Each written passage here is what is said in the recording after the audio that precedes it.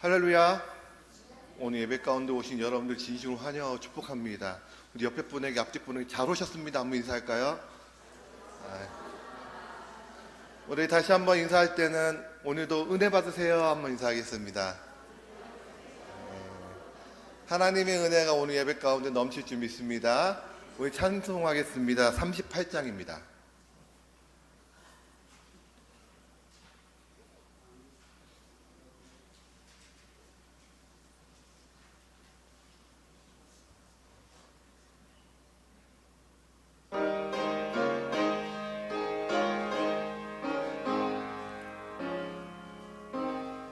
예수 우리 왕이여 이곳에 오셔서 우리가 왕께 드리는 영광을 받아 주소서. 우리는 주님의 백성, 주님은 우리 왕이라. 왕이신 예수님 오셔서 자정하사 다스리소서. 예수 우리 주시여 이곳에 오셔서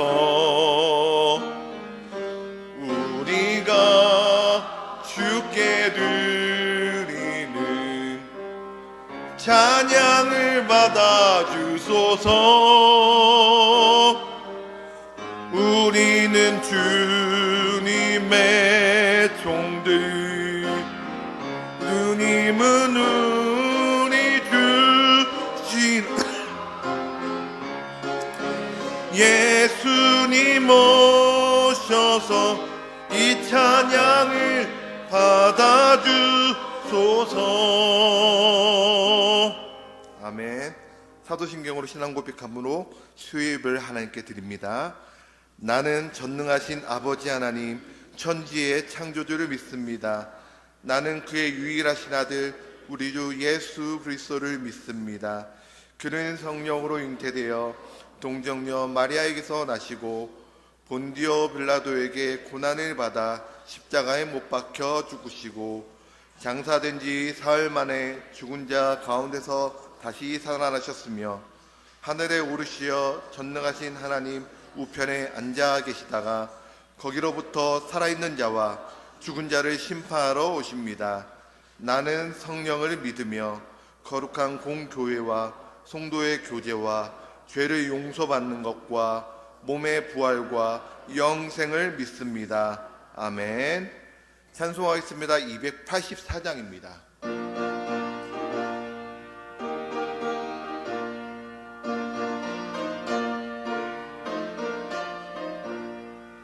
오랫동안 모든 죄 가운데 빠져 더럽기가 한량 없던 우리들 아무 공로 없이 구원함을 얻어 하나님의 자녀 지금 되었네.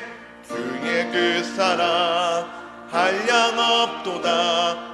찬송할지어다 예수의 공로. 주의 그 사랑 한량 없도다. 찬송할지어다 예수의 공로.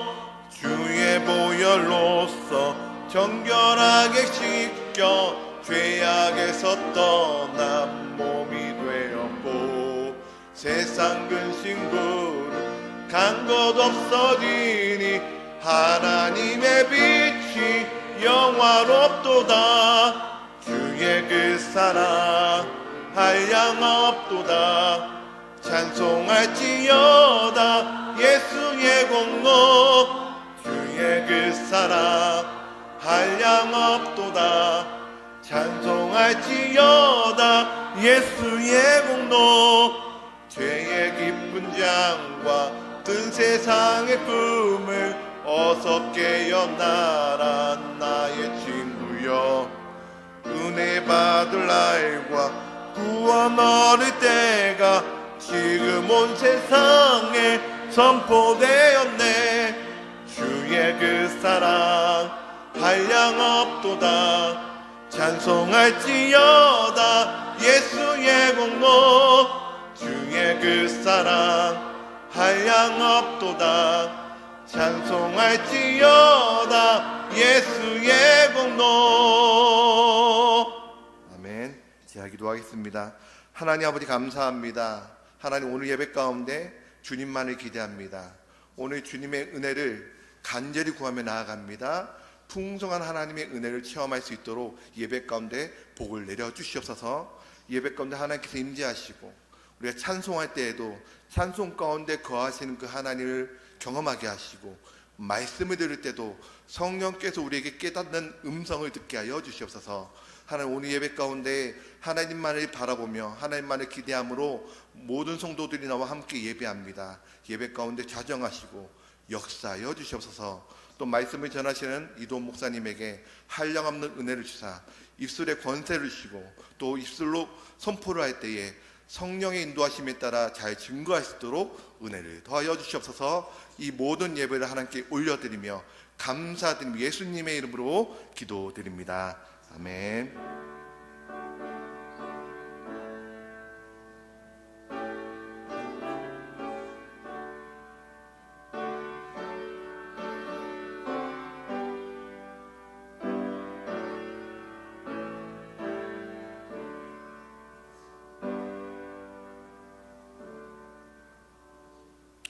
말씀 보겠습니다. 오늘 우리에게 주신 하나님 말씀은 요한복음 5장 7절에서 15절입니다. 요한복음 5장 7절에서 15절입니다. 제가 한 절 읽고 여러분들이 한 절 읽고 교독하겠습니다. 병자가 대답하되 주여 물이 움직일 때에 나를 못에 넣어주는 사람이 없어 내가 가는 동안에 다른 사람이 먼저 내려가나이다. 그 사람이 곧 나아서 자리를 들고 걸어가니라. 이날은 안식일이니.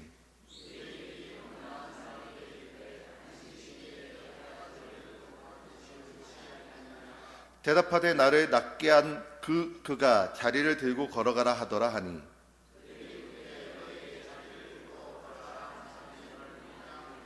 고침을 받은 사람은 그가 누구인지 알지 못하니 이는 거기 사람이 많음으로 예수께서 이미 피하셨습니다.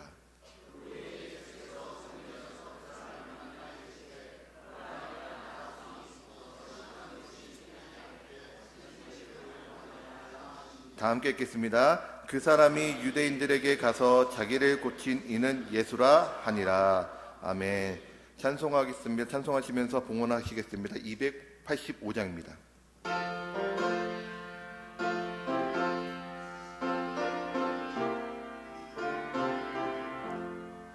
주의 말씀 받은 그날 참 기쁘고 복되도다.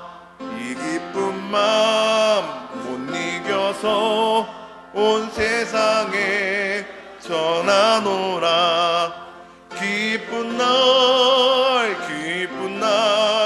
주 나의 죄 다시 쓴 날 늦 깨어서 기도하고 늘 기쁘게 살아가리.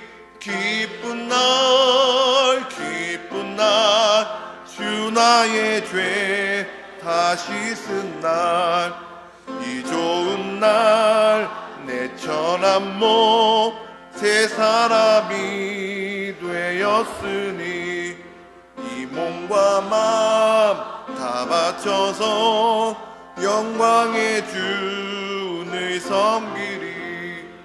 기쁜 날 주 나의 죄 다시 쓴 날 늦 깨어서 기도하고 늘 기쁘게 살아가리. 기쁜 날 주 나의 죄 다시 쓴 날 새 사람 된 그날부터 평안한 마음 늘 있어서 이 복된 말 전하느니 나의 본분 삼았도다. 기쁜 날 주 나의 죄 다시 쓴 날 늦게 여서 기도하고 늘 기쁘게 살아가리. 기쁜 날 주 나의 죄 다시 쓴 날. 아멘. 아멘. 교회 소식 전하겠습니다. 1월 19일부터 20일까지 이번 주 금요일 토요일입니다. 교육자 수련회가 있습니다. 이 시간을 통해 더욱더 교육자들이 주님 안에서 하나 되고 2023년 은혜로 잘 섬길 수 있도록 또 충전하는 시간이 될 수 있도록 기도 부탁드립니다. 그날 금요 새벽 기도회는 있지만 금요 기도회는 없습니다. 참고하시기 바랍니다. 돌아오는 21일 주일 오후 2시에 재직 세미나가 있습니다. 가정신앙생활과 가정예배라는 주제로 홍장빈 목사님을 모시고 귀한 은혜 시간을 갖습니다. 사모님도 같이 오십니다. 가정과 관련된 책을 많이 저술하신 분이십니다. 하나님의 은혜를 기대하시고 많은 성도들 참여하시기 바랍니다. 또 우리 재직들은 물론이고 모든 성도들이 함께 나와서 또 가정예배의 은혜, 또 가정 가운데 어떻게 우리가 신앙을 누릴 수 있는지를 또 깨닫는 시간 되길 소망합니다. 주일 2부 예배 찬양 싱어와 방송팀을 모집합니다. 관심 있으신 분들은 이도훈 목사님 또 치인우 장로님에게 문의하시기 바랍니다. 주보를 모으신 분들은 사무실로 제출하시기 바랍니다. 이 시간 말씀을 듣는 시간 같습니다. 이도훈 목사님 나오셔서 봉헌 기도와 귀한 말씀 전해주실 때 많은 은혜 받으시기 바랍니다. 아멘.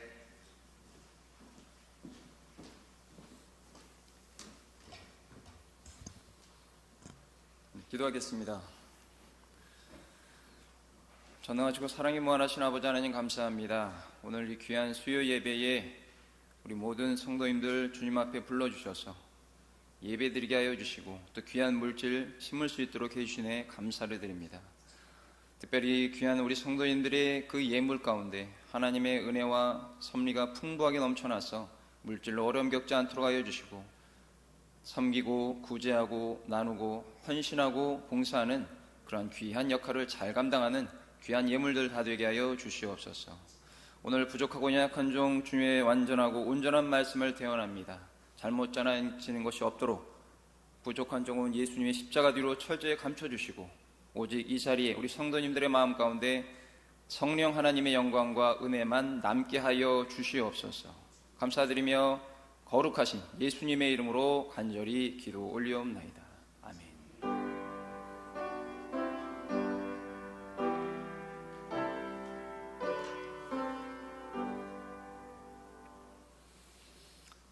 네, 할렐루야. 예수 그리스도는 어제나 오늘이나 영원토록 동일하십니다. 그 예수님께서 저와 여러분의 구세주가 되십니다. 우리 앞뒤 좌우에 계신 분들에게 이렇게 인사하겠습니다.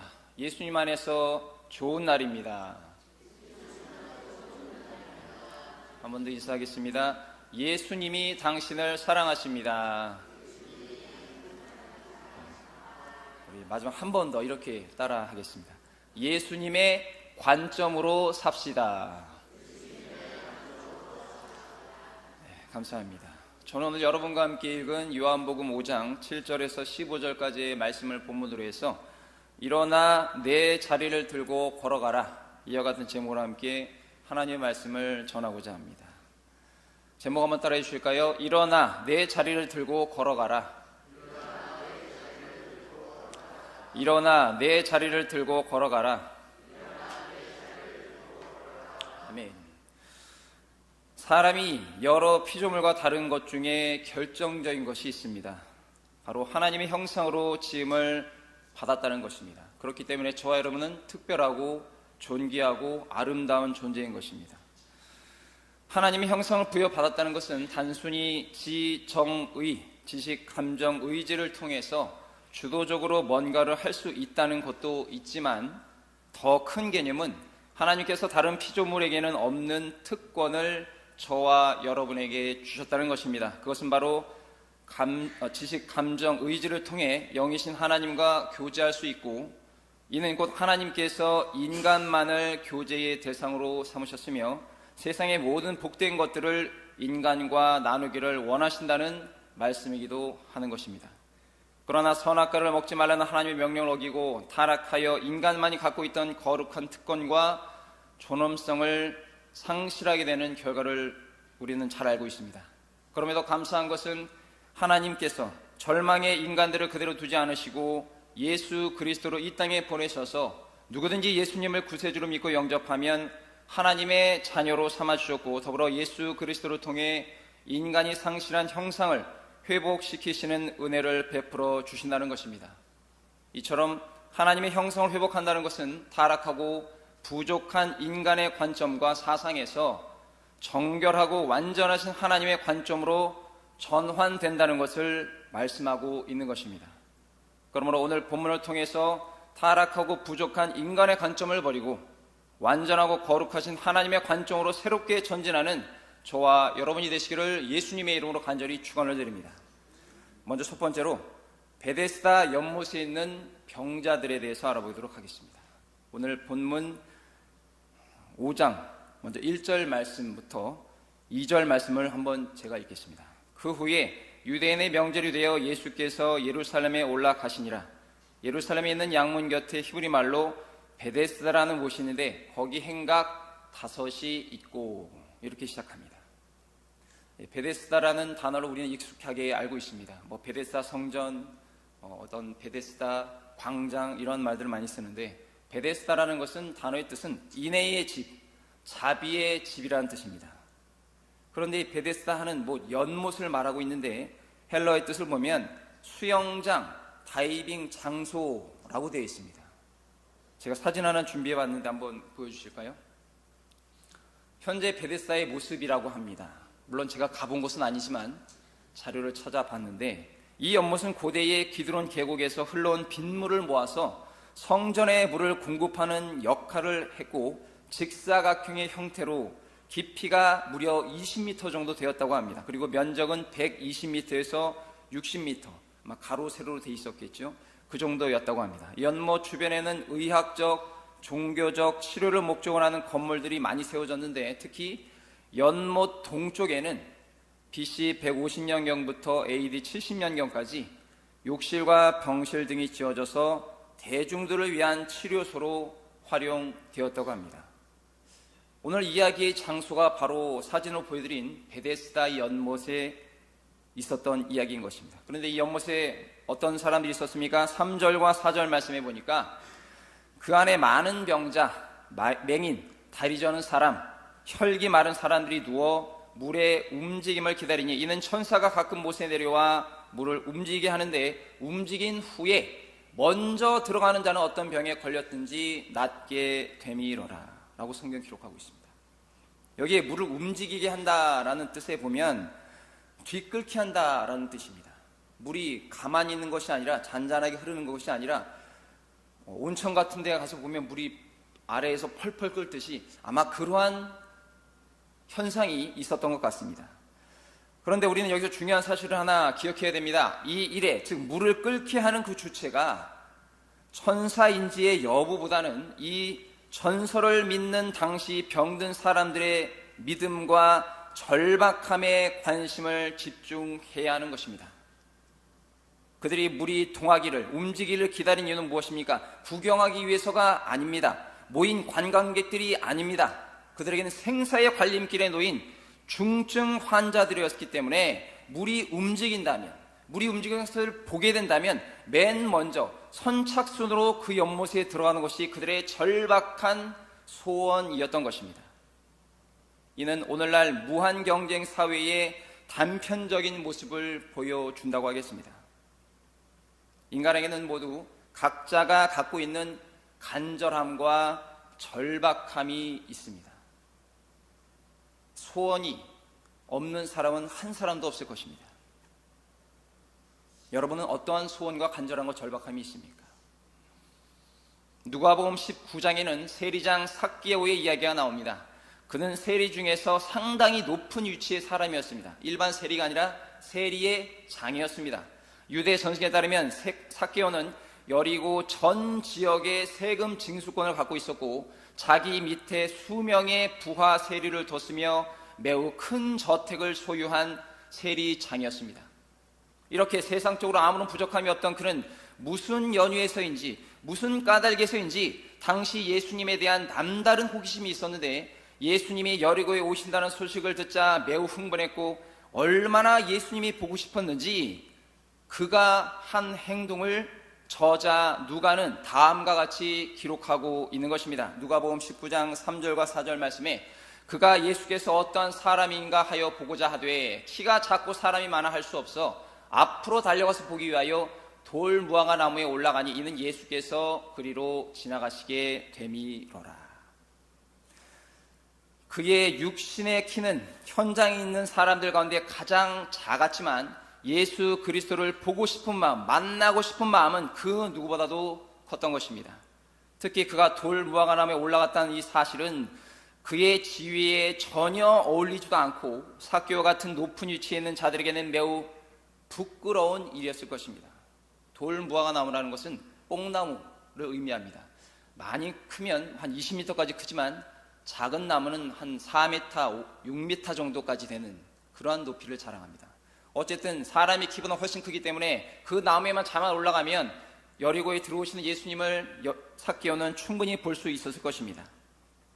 어쨌든 이러한 부끄러운 행위라는 것을 모를 리 없던 이 삭개오가 왜 그러한 부끄러운 행동을 했겠습니까? 그에게 다른 사람들이 어떤 간절함이 있었던 것입니다. 결국 삭개오의 간절함을 아셨던 예수님은 그의 집에 직접 찾아가셨고 예수님과 삭개오를 비난하는 사람들 향해 다음과 같이 말씀하셨습니다. 누가복음 19장 9절에서 10절 말씀에 예수께서 이르시되 오늘 구원이 이 집에 이르렀으니 이 사람도 아브라함의 자손님이로다. 인자가 온 것은 잃어버린 자를 찾아 구원하려 함이니라. 아멘. 이렇게 당시 대부분의 기득권층과 종교 지도자들은 하나님이 원하시는 관점을 갖지 못했습니다. 하나님이 무엇을 원하는지 알지 못한 것입니다. 결국 어떤 문제가 생기게 됩니까? 2000년 전이나 저와 여러분이 살고 있는 오늘날이나 사람들은 자신들이 가야 할 길을 잃어버린 채 살고 있다는 것입니다. 어디에서 와서 왜 살며 어디로 가는지 알지 못합니다. 그리고 잔인하고 냉정한 무한경제사회 속에서 힘겹게 그렇게 살아가고 있다는 것입니다. 이런 경쟁의 사회 속에서 가장 처절한 환경과 처지에 놓인 사람이 바로 오늘 본문의 38년 된 병자인 것입니다. 5절 말씀 보겠습니다. 거기 38에 된 병자가 있더라.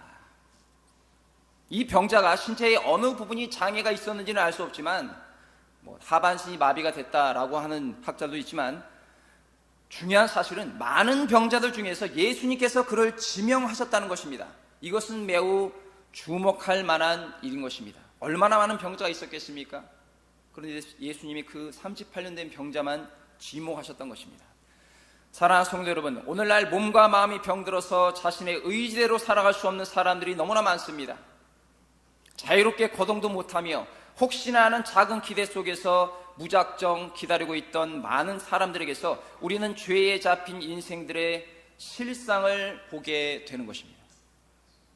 스스로 아무것도 하지 못하고 또 죄의 문제를 해결할 능력도 없고 방법도 모르면서 막연히 어떤 기대를 갖고 살아가는 것이 예수 그리스도가 없이 살아가는 세상 사람들의 실체인 것입니다. 또 구원의 길을 모르는 사람은 인생을 낭비하며 살게 되어 있습니다. 사랑하는 성도 여러분, 인생에서 가장 큰 손해와 피해는 무엇입니까? 돈을 잃는 겁니까? 건강을 잃는 겁니까? 자녀를 잃는 겁니까? 물론 그것도 참으로 큰 피해이고 가슴 아픈 일입니다. 그러나 바로 예수님을 알 기회를 얻지 못하는 것이 인생에서 가장 큰 손해요 피해인 것입니다. 그리고 그 결과는 베데스다, 즉 인애와 자비가 넘쳐야 하는 곳에 세상의 병자들로 인해서 경쟁과 시기의 장소로 변질되어 많은 사람들이 경쟁에 밀려서 상처받고 또 외면받고 하루하루 살아가게 된다는 것입니다. 아무쪼록 오늘 온라인과 또 우리 성전에서 예배드리는 저와 여러분에게는 이러한 삶을 살지 않기를 예수님의 이름으로 간절히 축원을 드립니다. 그렇다면 이러한 때에 예수님은 저와 여러분에게 무엇을 말씀하고 계십니까? 두 번째로 일어나 내 자리를 들고 걸어가라는 것입니다. 6절과 9절 말씀 한번 보겠습니다. 제가 읽어드립니다. 예수께서 그 누운 곳을 보시고 병이 벌써 오래된 줄 아시고 이르시되 내가 낫고자 하느냐? 병자가 대답하되 주여 물이 움직일 때에 나를 못에 넣어준 사람이 없어 내가 가는 동안에 다른 사람이 먼저 내려가나이다. 예수께서 이르시되 일어나 내 자리를 들고 걸어가라 하시니 그 사람이 곧 나아서 자리를 들고 걸어가니라. 이날은 안식일이니. 아멘. 생각을 해보십시오. 상상을 해보십시오. 연못이 움직일 때 그것은 먼저 들어가려는 사람들로 인해서 아마 아수라장이 되었을 것입니다. 여기저기서 비명이 소리가 납니다. 욕설이 난무합니다. 아마 상상할 수 없는 그러한 속된 말로 난장판이 되었을 것입니다. 이 38년 된 병자도 수도 없이 노력했지만 번번이 자신보다 행동이 빠르거나 또는 도움을 주는 사람 있는 병자들이 먼저 입수하는 상황을 수도 없이 봤을 것입니다. 그러면서 또 실망과 낙심과 좌절을 반복했을 것입니다. 벌써 몇 번째인지 셀 수도 없었을 것입니다. 그런데 병자는 예수님의 질문에 자기 관점에 따라 말했고 그저 자신을 위해서 연못이 움직일 때까지 기다려 넣어 달라는 요구를 주님께 드렸던 것입니다. 여기서 우리는 예수님과 이 병자의 대화 속에서 두 가지 관점을 보게 되는 것입니다. 바로 인간의 관점과 하나님의 관점인 것입니다. 자료 화면을 한번 보여주시겠습니까? 먼저 병자의 관점입니다. 타락한 인간의 관점은 물이 움직일 때 나를 도와준 사람이 없다고 합니다. 낙심한 마음을 말하고 있습니다. 그리고 내가 가는 동안에 다른 사람이 먼저 갑니다. 이야기합니다. 좌절과 한탄입니다. 결국 치열한 경쟁에서 탈락한 인간이 받는 고통은 무엇이 있습니까? 원망하고 불평하며 자신의 처지를 비관하고 삶을 포기하는 데까지 이른다는 것입니다. 베데스다 연못 주위에 모여있는 환자들만의 이러한 모습은 그들의 절박한 상황과 더불어 치열한 생존 경쟁 속에 타인의 심각한 사정보다는 자신의 것만을 더 중요하게 생각하는 이 세상에, 타락한 세상의 암울한 현실을 잘 반영한다고 하겠습니다. 그런데 우리 예수님, 하나님의 관점은 어떻습니까? 다음 보겠습니다. 예수님의 관점은 다음 넘겨주실까요? 일어나라고 말씀하십니다. 헬라어의 뜻을 보니까 깨우다, 눈을 뜨라 이 말씀입니다. 즉 좌절의 자리에 더 이상 앉아있지 말라고 말씀하시는 것입니다. 그리고 내 자리를 들어라. 헬라어의 뜻은 들어 올리다, 치워버리다 이런 뜻이 있습니다. 너를 괴롭혔던 문제에 대해서 과감히 맞서고 걷어내라고 말씀하십니다. 마지막으로 걸어가라고 말씀하십니다. 살아있다, 살다, 행동하다라는 뜻인데 과거의 잘못된 삶에서 떠나 바른 삶으로 살아가라고 명령하고 온 것입니다. 사랑하는 성도 여러분, 예수님께서는 38년 된 병자에게 사람의 관점에서 보면 도저히 불가능한 것을 시도하도록 명령하셨는데 이 명령은 거역할 수 없는 강력한 힘으로 이 병자의 삶 속에 들어온 것입니다. 오늘 예수님께서 저와 여러분에게 영적인 눈을 뜨라고 말씀하고 계시는 것입니다.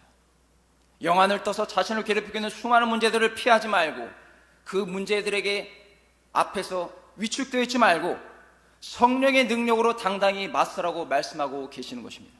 그리고 이제는 과거의 연약한 삶에서 벗어나 하나님이 원하시고 기뻐하시는 삶을 살아가라고 힘을 주신다는 것입니다. 이러한 은혜와 응답이 있기를 예수님의 이름으로 간절히 축원을 드립니다. 이어서 10절과 13절 말씀입니다. 유대인들이 병나은 사람에게 이르되 안식일인데 내가 자리를 들고 가는 것이 옳지 아니하니라. 대답하되 나를 낫게 한 그가 자리를 들고 걸어가라 하더라 하니 그들이 묻되 너에게 자리를 들고 걸어가라 한 사람이 누구냐 하되 고침을 받은 사람은 그가 누구인지 알지 못하니 이는 거기 사람이 많으므로 예수께서 이미 피하셨음이라. 여기 유대인들의 대화가 이야기가 참으로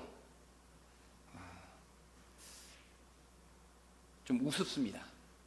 왜냐하면 38년 된 병자가 3년 3개월도 아니고 무려 38년 된 병자가 어떻게 회복된 사실이 중요한 것이 아니라, 그것에 관심 있는 것이 아니라 왜 이 사람이 안식일에 자리에 들고 걸어가냐는 것이 더 큰 문제라고 그들은 이야기하고 있다는 것입니다.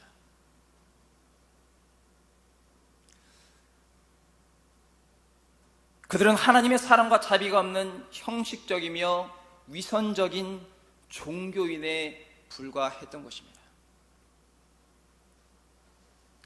오늘날 우리가 거의 불치의병이 걸린 사람이 기도를 통해서 또는 어떠한 과정을 통해서 회복이 된다면 얼마나 많이 놀랐겠습니까? 그리고 축하한다는 이야기를 하고 격려도 하면서 어떻게 낫게 됐는지 물어보지 않겠습니까? 근데 이 사람이 주일날 낫는지 수요일날 낫는지 밤에 낫는지 그것이 무엇이 중요하겠습니까?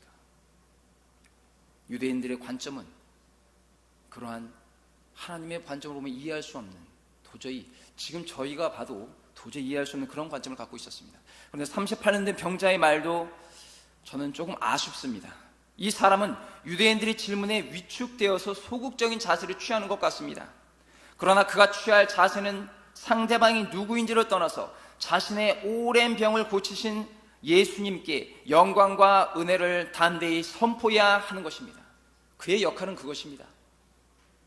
사랑하는 성도 여러분, 우리가 하나님으로부터 어떤 은혜를 받고 응답과 치유를 받았는데 그것을 묻는 상대가, 그 상대가 생각하고 있는 기준에 부합하지 않는다고 해서 인간의 생각에, 인간의 상식에, 인간의 조건에 적합하지 않는다는 이유로 비난하며 따져도 그런 인간의 관점에 휩쓸리지 말고 당당히 여러분이 받은 은혜와 견해를 밝혀야 하는 것입니다. 그것이 구원받은 자녀의 첫 번째 모습인 것입니다. 남들이 말하는 게 뭐가 중요합니까? 내가 하나님을 만나고 하나님께 응답받고 은혜 받은 것이 중요한 것이지, 그런 게 어디 있습니까? 그런 말도 안 되는 그런 신화 같은 게 어디 있습니까? 라고 말하는 것이 뭐가 그렇게 중요하겠습니까? 그 사람이 여러분의 인생을 대신 살아주는 것도 아닌데 말입니다.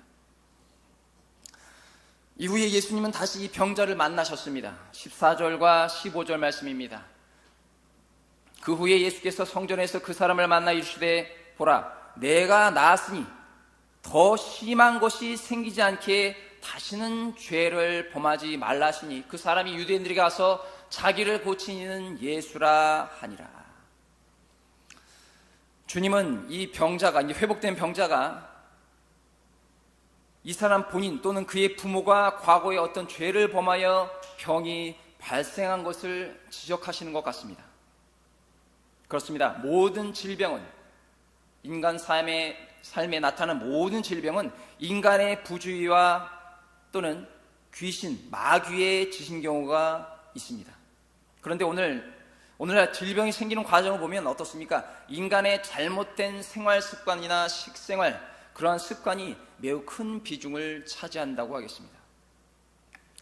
이처럼 예수님은 하나님의 관점과 동시에 인간의 관점도 갖고 계신 분입니다. 그러나 인간은 하나님의 관점을 가질 수도 없고 이해할 수도 없습니다. 요한복음 6장에 보면 오병이어 사건 이후에 예수님을 따르던 수많은 사람들이 있었고 그 중에서 친히 제자가 되겠다고 한 사람들도 많았습니다. 그러나 예수님은 그들이 예수님을 찾고 따라오려는 이유가 떡을 먹고 배부른 까닭이라고 말씀하셨습니다. 즉 육신의 필요인 세상의 가치를 채워주는 메시아를 기대한 것입니다. 요한복음 6장 24절과 26절 말씀입니다. 우리가 거기에 예수도 안 계시고 제자들도 없음을 보고 곧 배들을 타고 예수를 찾으러 가버나움으로 가서 바다 건너편에서 만나 랍비여 언제 여기 오셨나이까 하니 예수께서 대답하여 이르시되 내가 진실로 진실로 너에게 이르노니 너희가 나를 찾는 것은 표적을 본 까닭이 아니요 떡을 먹고 배부른 까닭이로다. 먹고 사는 문제 중요하죠. 먹고 살아야 힘도 내고 여러 가지 할 수 있으니까. 그런데 예수님은 진실로 사람이 영생할 수 있는 것은 하늘에서 내려온 생명의 떡을 먹는 것이며 자신이 곧 그 떡이라고 말씀하셨습니다. 요한복음 6장 51절 말씀입니다. 나는 하늘에서 내려온 살아있는 떡이니 사람이 이 떡을 먹으면 영생하리라. 내가 줄 떡은 곧 세상의 생명을 위한 내 살이니라 하시니라. 아멘. 예수님이 떡이며 이를 먹으라고 말씀하십니다. 그런데 당시 예수님의 말씀은 보통의 유대인들이 믿기에는 어려운 말씀이었습니다.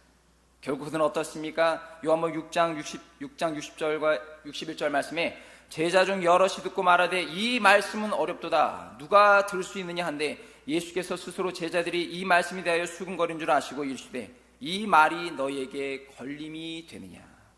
결국 많은 사람들이 자신의 생각과 가치관에 예수님이 적합한 사람이 아닌 것을 깨닫고 예수님을 떠나고 맙니다. 요한복음 6장 66절과 68절 말씀에 그때부터 그의 제자 중에서 많은 사람이 떠나가고 다시 그와 함께 다니지 아니하더라.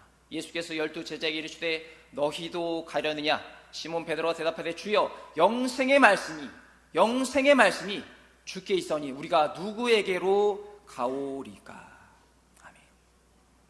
사랑하는 성도 여러분, 예수님은 자신에게 실망해 떠난 사람들을 보고 베드로에게 이렇게 물으셨습니다. 그러자 베드로는 영생의 말씀이 주께 있사오니 라는 바른 신앙 고백으로 자신의 신앙을 지켰던 것입니다. 오늘날 예수님을 믿고 그 말씀대로 삶을 살아간다는 것이 인간의 유익과 필요를 반드시 충족시켜 주거나 세상의 기대를 만족시켜 주지는 않습니다. 내 생각과 판단에 다소 맞지 않아도 성도는 무엇보다 나를 향하신 하나님 아버지의 뜻이 무엇인지 말씀과 기도를 바탕으로 해서 성령의 감화 감동과 신앙의 연장자들을 통해 깨닫는 법을 배워서 형식적인 신앙생활을 벗어나 기쁨과 감사가 샘솟는 그러한 신앙이 되시기를 예수님의 이름으로 간절히 축원을 드립니다. 그러할 때 우리는 하나님과 동등하신 예수 그리스도를 알게 되는 것입니다. 마지막 세 번째로 하나님과 동등하신 예수님에 대해서 알아보도록 하겠습니다. 16절 말씀입니다. 그러므로 안식일에 이러한 일을 행하신다 하여 유대인들이 예수를 박해하게 된지라. 그들은 비록 예수께서 기적을 행할 만한 능력이 있을지라도 율법을 어긴 예수를 인정하지 않았습니다. 그들의 최고의 기준은 성경이 아니었습니다. 성경을 토대로 성경을 빙자하여 인간이 만든 수백 가지의 율법이었던 것입니다. 이는 오늘날 한국 교회 내에서도 볼 수 있는 모습입니다.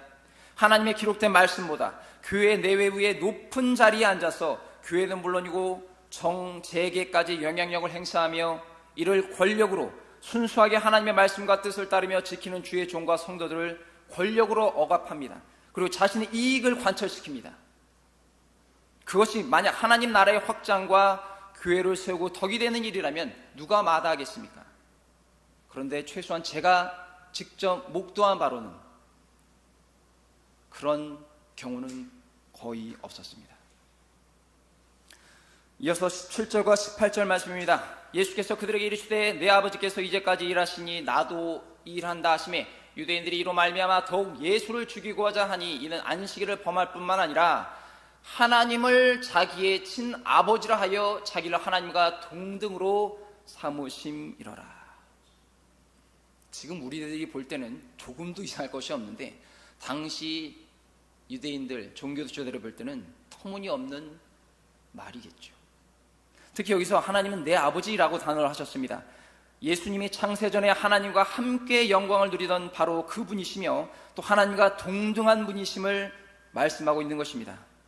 예수 그리스도께서 하나님과 한 분이시며 하나님 그 자체라는 이 메시지야말로 요한복음의 주요 주제인 것입니다. 요한복음 10장 30절 말씀입니다. 나와 아버지는 하나이라 하신대. 아멘.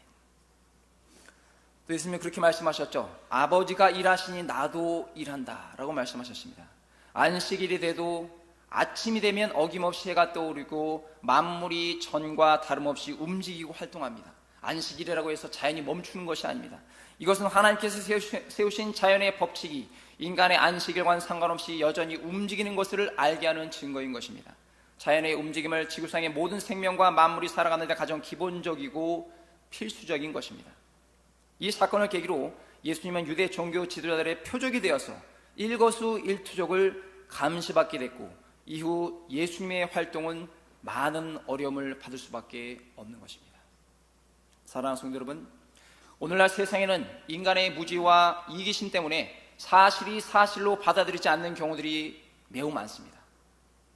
2000년 전 예수님도 자신에 관한 증거가 오히려 신성모독으로 여겨진 것처럼 말입니다. 그러나 더욱 안타까운 것은 무엇입니까? 이미 오셨던 예수님의 모든 행적을 알고 있는 현재 역시 그분을 인정하지 않는 사람들이 많다는 것입니다. 신화일 뿐이다. 죽은 것이 아니라 기절했던 것이다. 십자가를 지지 않고 외국으로 도망갔다. 이러한 영화나 이러한 주장들을 하는 사람, 터무니없는 주장하는 사람들이 너무나 많습니다. 그러나 가장 큰 문제는 예수님의 오심을 인정하더라도, 예수님의 재림을 다시 인정하더라도 예수님의 말씀과 행동을 그대로 믿고 따르는 성도가 점점 적어진다는 것입니다. 즉 내가 할 수 있는 것만 하고 하기 어렵거나 번거로운 것은 하지 않으려 한다는 것입니다. 사랑하는 성도 여러분, 저와 여러분은 어떠한 사람들입니까? 현대 종교라고 하는 그 기독교 이단을 연구하는 공신력 있는 매체가 있습니다. 제가 구독해서 매달마다 이렇게 받아보고 있는 그런 아주 유익한 매체인데요. 거기 1월호에, 이번 달 호에 이러한 기사가 있었습니다. 전문 미래학자인 최윤식 박사의 기고문이 쓰였는데 제가 읽고 매우 충격을 받았습니다. 여러분에게 잠깐 설명해 드리도록 하겠습니다. 1885년 4월 5일 당시 조선의 미국의 장로교와 감리교를 대표하는 두 선교사인 아펜젤로와 언더우드가 제물포항에 복음을 전파하고 현재 138년이 지난 지금의 한국교회는 부흥과 성장을 지난 쇠퇴기에 접어들었다고 하면서 상당히 충격적인 통계를 발표했습니다. 이 최 박사께서 발표한 주제는 뭐냐면 매월 주일 예배를 최소 한 번 이상 드리는 교인수, 한 달에 한 번이라도 교회에 오는 그 교인수에 대해 분석한 것인데, 지난 2015년 정부가 발표한 한국교회의 실제 출석 성도는 642만 명이었습니다. 1000만 기독교인이라고 생각을 하는데 대부분의 그 신학자들이나 교회에서 볼 때는 이단과 가난한 성도를 포함해서 그럴 것 같은데 그걸 빼면 한 640만 명 될 것이다, 이렇게 파악하고 있습니다. 그런데 2021년 현재 무려 100만 명가량 감소한 551만 명이라고 파악했습니다. 즉 2015년에는 640만 명이었는데 지난 2021년에는 550만 명이라고 합니다. 이런 감소 추세는 기준이 있어야 되지 않겠습니까? 한국교회의 최대 교단이라고 할 수 있는 예장합동과 예장통합의 전체 교인 수가 무려 15.4% 감소했다는 자체 조사의 결과에 따른 것이라고 합니다. 이는 2021년도 한국 인구 5,100만 명 대비 10.65%의 수치라고 합니다. 최 박사는 이어서 실제 정통 개신교회 숫자도 3만 7천에서 4만 9천 개를 추정합니다. 제가 과거에만 해도 기도할 때 10만 교회, 1만 주의종 이런 문구들을 많이 들었는데 아마 코로나19로 인해서 아마 더 많은 교회의 숫자가 줄었던 것 같습니다. 또 2021년 현재 한국교회의 실제 출석 성도 수는 551만 명을 기준으로 100% 기준으로 잡고 이후 2045년까지 즉 25년 후 매년 최소 1%의 양적 감소가 계속되고, 부흥하는 게 아닙니다. 계속되고 하락되고 2046년부터 매년 최대 2%에서 3% 정도 감소 속도가 빨라진다고 가정하면 2050년에는 402만 명까지 감소가 예상된다고 합니다. 가난한 성도를 제외하면 그 수치는 더 떨어져서 무려 284만 명이 될 것이라는 겁니다. 즉 300만 명이 선이 무너지는 것입니다. 이는 지난 20년간 즉 2000년부터 오늘까지 주일학교 감소 충격과 앞으로 20년 후 주일학교 감소와 함께 장년층 출석 숫자에 본격적인 영향을 미치기 때문이라고 합니다. 그러나 한국교회의 가장 끔찍한 것은 두 가지 사건이라고 최 박사는 이야기합니다. 첫째는 전체 기독교인 300만 명에서 70에서 80%가 연로한 노인이 된다는 것이고, 둘째는 한국 사회 자체에 무신론자, 즉 신이 없다, 무신론자의 비율이 무려 80%로 역사상 최고에 이를 것이라는 의견입니다. 결론적으로 한국 사회는 무신론자의 사회가 된다는 것입니다. 이단이 더욱더 판치겠지요. 그러므로 속히 교회의 본질적인 변화와 사회 내에서의 긍정적인 역할에 재정립이 필요하다고 최 박사는 강조하고 있는 것입니다. 그래서 저는 이 기사를 보고, 이 기고문을 보고 한국 교회 안에 팽배해 있는 인간적인 관점을 모두 걷어내고 철저히 하나님의 관점, 즉 성경적 관점이 필요한 때라고 말씀을 드리고 싶습니다. 말씀 맺겠습니다. 38년 병자와 유대인들의 공통점은 무엇이었습니까? 철저한 인간의 생각과 관점으로 살고 있었다는 겁니다. 병자는 치료를 받은 후에 관점이 바뀌었는지는 모릅니다. 그러나 종교 지도자들은, 종교 기득권층들은 자신들의 관점으로 예수님의 언행을 재단했고 결국 죽이기까지 결정했던 것입니다. 그들이 이렇게 극단적인 결정을 한 이유는 무엇입니까? 바로 오랫동안 누려왔던 자신들만의 기득권을 지키고 싶었던 것이고, 갑자기 혜성처럼 등장한 이 예수님께 기득권과 인기, 이 모든 것을 빼앗기기 싫었기 때문입니다. 예수님을 받아들일 수 없었기 때문입니다. 철저히 인본주의, 굳어버린 인간의 관점이 그 원인이었던 것입니다. 그런데 예수님은 그런 종교 지도자들의 기득권과 인기나 부귀영화에 관심이 있으셨습니까? 조금도 없으셨습니다. 하나님은 오직 잃어버린 한 영혼을 찾으셨고 하나님 나라를 전파하는 것에만 관심을 두셨던 겁니다. 사랑하는 성도 여러분, 하나님은 교리나 신학, 교회의 제도나 교단의 정치 위에 존재하시는 분입니다. 그것들은 물론 오늘날 세상에 어느 정도 필요한 부분도 있지만 하나님을 우리가 바로 알고, 교회를 바로 알고 신앙생활을 잘할 수 있도록, 또 그분이 기뻐하시는 삶을 사는데 도움을 주는 보조 장치일 뿐이지 그것들이 하나님과 성경 자체보다 위에 있지 않다는 것입니다. 그러므로 주객이 바뀌어서 누구든지 하나님을 인간이 만든 제도나 틀 속에 가두려 한다면 그것들은 더 이상 유익한 보조 장치가 되지 못하는 것입니다. 성도가 언제든지 관심을 집중해야 할 것은 사람의 관점을 갖고 사람이 어떻게 생각하는지가 아니라 하나님의 관점을 갖고 예수님이라면 어떻게 생각하시는지, 어떻게 행동하기를 원하실까 한다는 것입니다. 이는 오직 말씀을 통해서, 말씀을 비추어 기도하면서 성령의 감화 감동에 따를 때 가능한 것입니다. 그러므로 연약하고 부족한 인간의 관점과 생각을 철저히 예수님의 십자가 아래 내려놓고 오직 성령님께서 친히 저와 여러분을 인도하실 수 있도록 전폭적으로 맡겨드리는 저와 여러분이 되시기를 예수님의 이름으로 간절히 축원을 드립니다. 기도하겠습니다. 사랑과 은혜와 자비가 무한하신 아버지 하나님 감사합니다. 오늘 본문 말씀에 나오는 38년 된 병자와 또 유대 종교 지도자들의 그러한 인간적인 관점, 우리가 그렇게 살아오진 않았습니까? 예수를 구주로 영접하고 하나님의 자녀가 되었음에도 아직도 버리지 못한 인간적인 관점이 우리 모두에게 남아 있습니다. 그럼에도 하나님은 그런 인간적인 관점을 버리라고 끊임없이 말씀을 주시고 우리가 기도하며 성령으로 조명해 주시면 우리의 마음이 너무나 완악하고 굳어버려서 그러한 주님의 관점을 바로 깨닫지 못하는 어리석음을 범하고 있습니다. 아버지 하나님, 오늘 이 시간 우리가 하나님의 관점을 보게 하여 주시고 하나님의 관점을 갖게 하시고 하나님의 관점으로 세상을 향해 전진해 갈 수 있는 우리 모든 평화교회 성도들이 다 되게 하여 주시옵소서. 오늘 부족하고 연약한 종 주님의 온전한 말씀을 대언했을 때 혹여 잘못 전한 것이 있다면 예수님의 십자가 뒤로 철저히 감춰주시고 오직 이 자리에 성령 하나님만 영광받아 주시옵소서. 감사드리며 예수님의 이름으로 간절히 기도 올리옵나이다. 아멘. 찬송하겠습니다. 286장 찬송하면서 합심으로 기도하는 시간 갖도록 하겠습니다.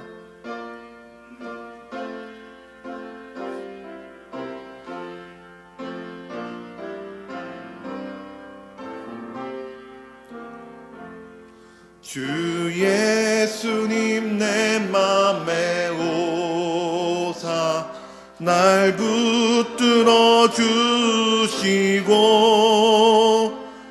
내 마음에 새 힘을 주사 늘 기쁘게 하소서. 사랑의 주 내 마음속에 찾아오사 내 모든 죄 사하시고 내 상함만 고치소서. 주 예수님 내 맘에 오사 내 소원 다하시고 내 무거운 짐 맡아주사 참 평안을 주소서. 사랑의 주 내 마음속에 찾아오사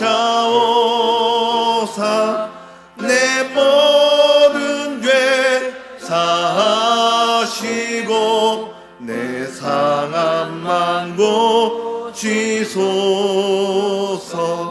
주 예수님 내 맘에 오사 날 정결케 하시고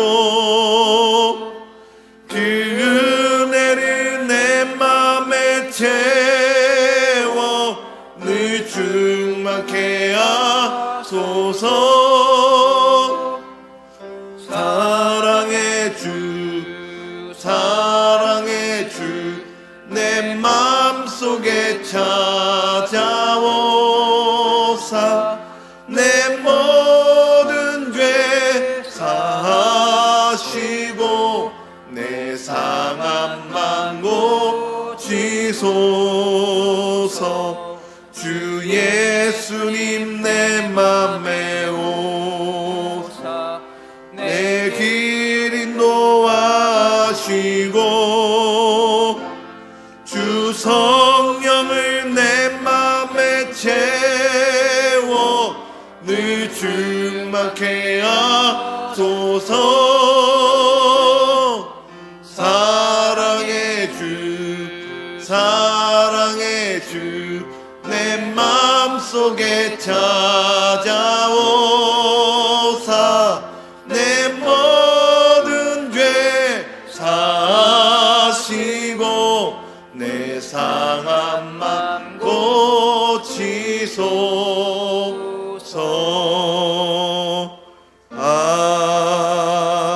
아멘. 우리 들은 말씀 가지고 함께 기도하는 시간 갖도록 하겠습니다.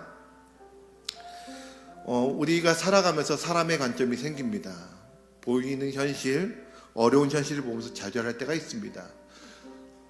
주님은 말씀하십니다. 사람의 관점이 아닌 하나님의 관점으로 일어나 걸어라 라고 말씀하십니다. 우리는 말씀을 들어야 될 줄 믿습니다.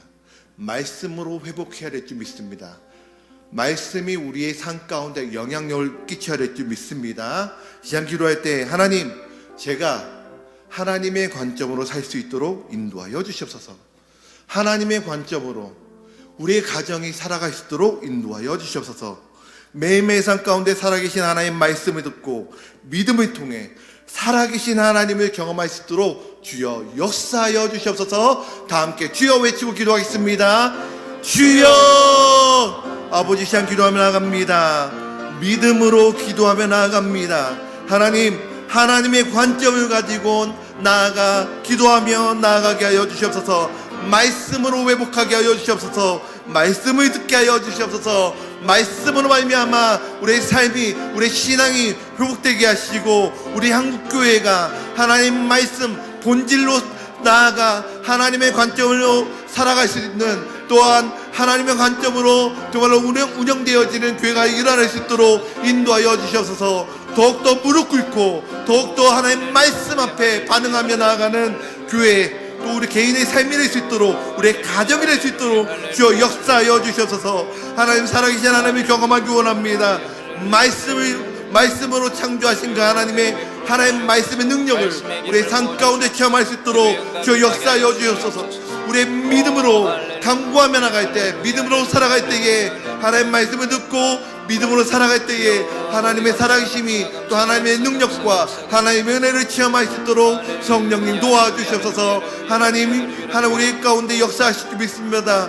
매일매일 삶 가운데 함께하여 주실 줄 믿습니다. 우리의 간구하는 모든 기도 제목 들으시고 응답하시며 살아계심을 경험할 수 있도록 인도하여 주실 줄 믿습니다. 주님 역사하여 주옵소서. 주님 감사합니다. 우리 교회를 위해서 기도했으면 좋겠습니다.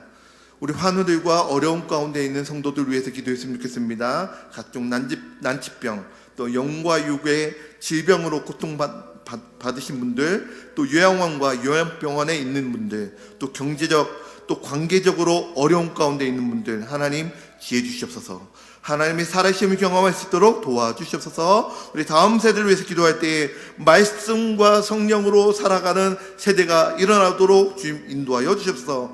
교사가 정말로 성령의 충만을 받고 하나님 마음으로 다음 세대를 품을 수 있도록 유치부부터 청년부까지 이르러서 하나님의 살아계심을 경험하는 세대 일어나게 하여 주시옵소서. 또 담임 목사님과 또 교육자를 위해서 기도할 때에 영육간의 강건함도 하시고, 또 이번 주에 있을 교육자 수련회 가운데 한량없는 은혜를 부어 주시옵소서. 말씀과 성령과 지혜의 계시로 하나님 말씀이 잘 증거하게 하시고, 겸손과 사랑으로 약물의 본이 되어 가정과 또 가정의 평안과 필요한 공급들을 다 체험할 수 있도록 성령님 역사하여 주셔서 우리 교회를 위해서 다 함께 주여 한 번 외치고 기도합니다. 주여! 아버지 안에서 기도하며 나갑니다. 하나님 환우들 가운데 또 하나님의 살아계심을 경험하기 원합니다. 어려움 가운데 있는 성도들 가운데 어려움에 처져 있는 모든 현실을 바라보면서 좌절하는 것이 아니라 낙담하는 것이 아니라 하나님의 관점으로 하나님의 능력으로 일어나 걸어라 할 때 하나님 말씀 가운데 하나님 말씀으로 회복되는 놀라운 역사를 경험할 수 있도록 인도하여 주시옵소서. 각종 난치병 또 영과 육이 또 질병으로 고통받는 사람분들에게 또 하나님께서 은혜를 주시고, 또 요양원과 요양병원에 있는 분들에게 하나님의 살아계심을 경험할 수 있도록 하나님 평안 가운데 마음 가운데 평안을 주시고, 하나님 하루하루 살아갈 때 하나님만을 소망하며 살아갈 수 있도록 역사하여 주셔서 경제적으로 또 관계적으로 어려움 가운데 있는 분들에게 힘을 주시며 하나님의 지혜로 모든 상황을 이겨낼 수 있도록 역사하여 주시옵소서. 다음 세대를 위해서 기도합니다.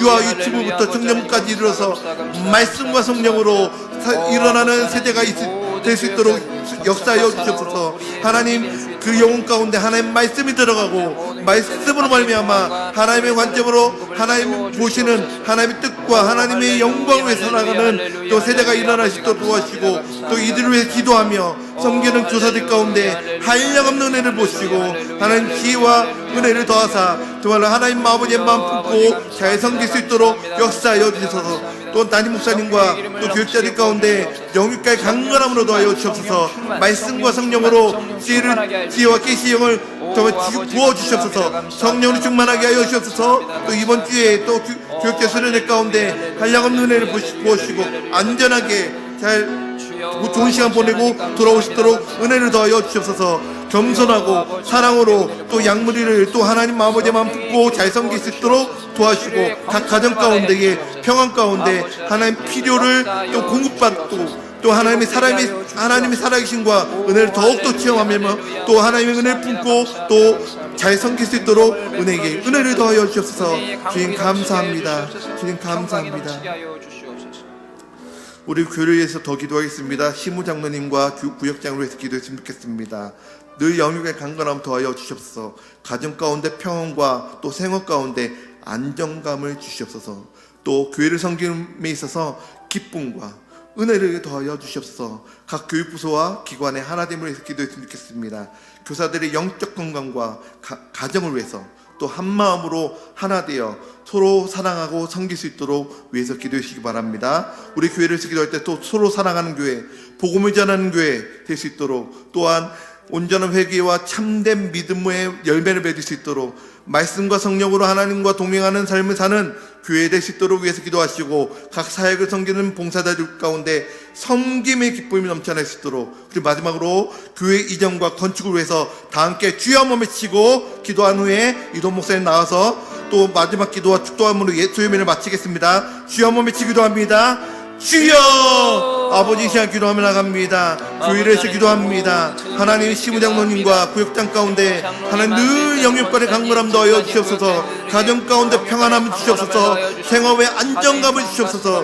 그래야 때에 또 교회를 섬길 때에 하나님께서 주신 기쁨과 평안함으로 교회를 잘 섬길 수 있도록 인도하여 주시고 지혜 주시며, 또 당회에서 또 회의를 하고 또 같이 기도하며 나갈 때에 합력하여 선을 이루어서 교회를 또 앞으로 전진하며 또 미래를 향해 또 계획할 때에 하나님께서 은혜를 더하여 주시옵소서. 각 교육부서와 기관 가운데 주님께서 함께 하시고 교사들 가운데 영적 건강을 허락하여 주시옵소서. 가정 가운데 하나님 평안을 주시옵소서. 가정 안에 더 은혜를 주시고 정말 다음 세대가 일어나는 귀한 통로가 될 수 있도록, 또 교사들 가운데 교육부서 가운데 한마음과 한뜻이 되어 서로 사랑하며 섬길 수 있도록 은혜를 더하여 주옵소서.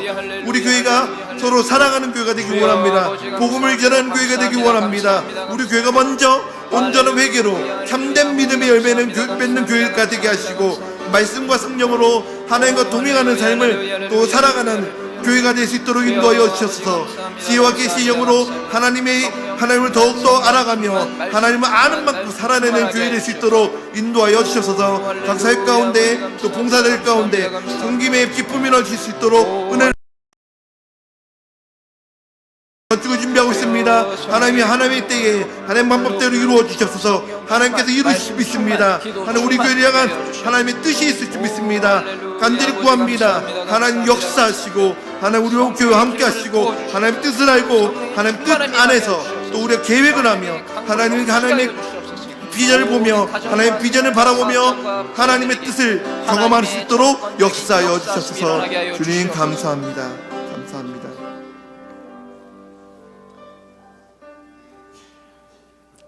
사랑과 은혜와 자비가 무한하신 아버지 하나님 감사합니다. 오늘도 부족한 종 하나님의 귀한 자리에서 하나님 온전한 말씀을 대언하고 또 우리 귀한 성도님들 가운데 하나님의 은혜가 충만하게 임하게 하여 주시옵소서. 특별히 우리 평화교회를 하나님 세우시고 친히 주장하여 주시오니 혹여 이 교회를 흔들고 방해하려는 흑암의 권세를 예수님의 이름과 능력으로 철저히 몰아내 주시고 오직 성령이 둘러싸고 주인 되시는 교회가 되게 하여 주시옵소서.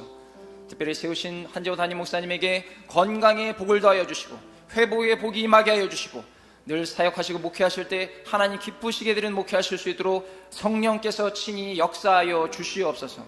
또한 모든 교육자들 한마음 한뜻 되어서 서로 각자 다른 모양이지만 한마음 한뜻 되어서 교회를 위하고 또 담임 목사님 목회 방침에 철저히 순종하여 교회를 세우고 성도들을 잘 섬기는 우리 교육자들이 다 되게 하여 주시옵소서.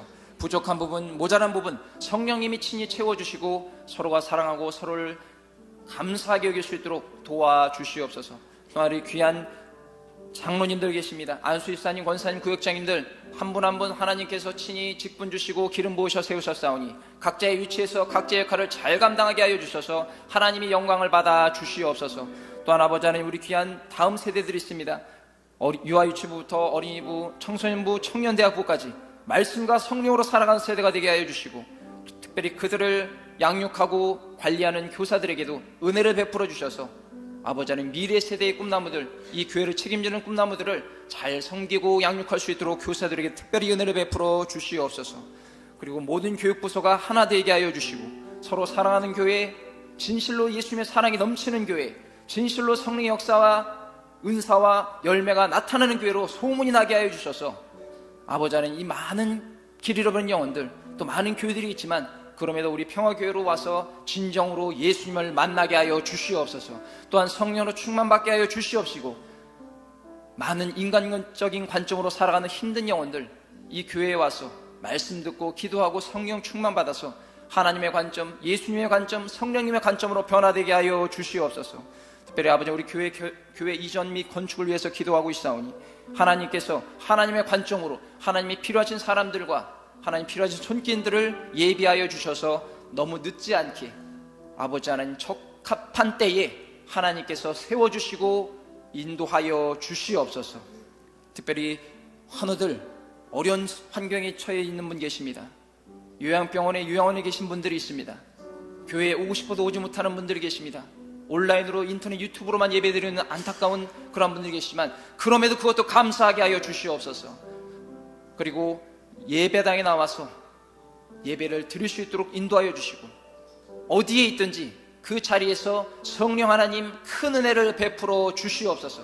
그래 오늘 38년 된 병자가 일어났던 것처럼 우리 요양원과 요양병원에 있는 모든 성도들이 그 자리에서 일어나서 교회로 발걸음을 옮기고 많은 교우들과 은혜를 나눌 수 있도록 주여 도와 주시옵소서. 그런 사람들이 한 사람, 두 사람, 10사람 많은 사람들로 퍼져나가서 하나님의 역사를 자랑하는 그러한 우리 모두가 될 수 있도록 도와 주시옵소서. 이제는 우리 주 예수 그리스도의 무한하신 은혜와 하나님 아버지의 크고 넓으신 극진하신 사랑과 보혜사 성령님의 내주 교통 충만하게 하심이 그동안 타락하고 부족한 인간의 관점을 갖고 살았던 우리들이 이제는 그 모든 잘못된 관점을 버려버리고 오직 말씀과 기도로 성령으로 충만함을 받아서 완전하고 거룩하신 하나님의 관점으로 새롭게 전진하는 우리 귀한 성도 여러분, 개인, 가정, 생활, 자녀, 범사에 지금부터 영원토록 함께 하시기를 간절히 축원하옵나이다. 아멘.